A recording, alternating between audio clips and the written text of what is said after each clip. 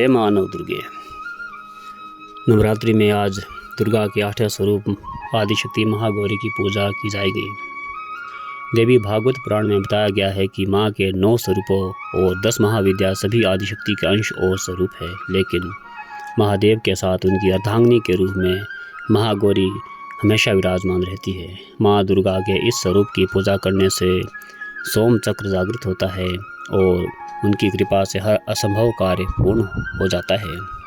माँ महागौरी अपने भक्तों के लिए अन्नपूर्णा स्वरूप है। यह धन, वैभव और सुख शांति की अधिष्ठात्री देवी है। इस दिन दुर्गा सप्तशती के मध्यम चरित्र का पाठ करना विशेष फलदायी माना जाता है। देवी भागवत पुराण के अनुसार राजा हिमालय के घर देवी पार्वती का जन्म हुआ था। उनको 8 वर्ष की आयु में ही जब अपने पूर्व जन्म की घटनाओं का आभास होने लग गया था, तब से ही उन्होंने भगवान शिव को अपना पति मान लिया था और उनके प्राप्त करने के लिए तपस्या शुरू कर दी थी। तपस्या के दौरान एक वक्त ऐसा भी आया कि माँ केवल कंद मूल, फल और पत्तों का आहार करने लगी। बाद में माँ ने केवल वायु पीकर ही तप करना प्रारंभ कर दिया। माँ की तपस्या से प्रसन्न होकर भगवान शिव ने उनको गंगा स्नान करने को कहा। जैसे ही माता पार्वती गंगा स्नान करने गई, तब देवी का एक स्वरूप श्याम वर्ण के साथ प्रकट हुआ, जो कोष्ठी देवी कहलाई। दूसरा स्वरूप चंद्रमा के समान प्रकट हुआ, जो महागौरी कहलाई।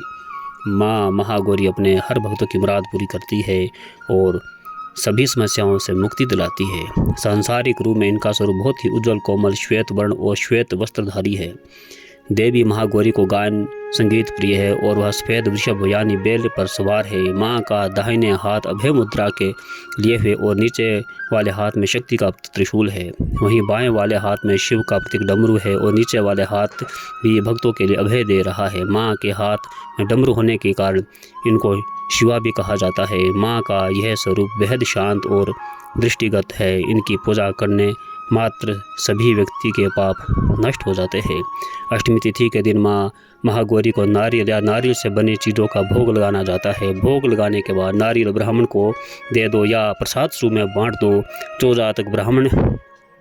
जो जातक आज के दिन कन्या पूजन करते हुए हलवा, पूरी, सूजी और काले चने का प्रसाद माता को लगाते हैं और फिर कन्या पूजन करते हैं, उन पर माँ की विशेष कृपा बनी रहती है।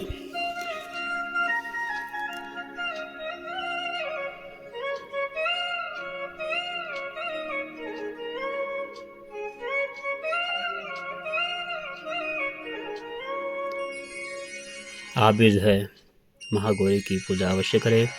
ये कालीमठ का सुंदर स्थान है। माँ भक्ति यहाँ कुंड में विराजमान है। कहा जाता है कि रक्त बीज का वध करने के उपरांत माँ महाकाली इस कुंड में समाहित हो गई थी। तब से आज तक यह परंपरा चली हुई है। इसी कुंड की यहाँ पूजा की जाती है। आप भी कालीमठ के दर्शन कीजिए। बहुत ही सुंदर, बहुत ही प्यारा स्थान है।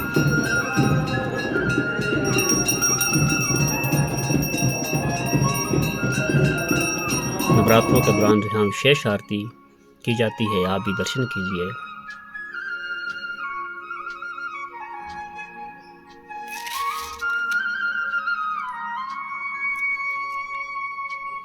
जय माँ नव दुर्गे।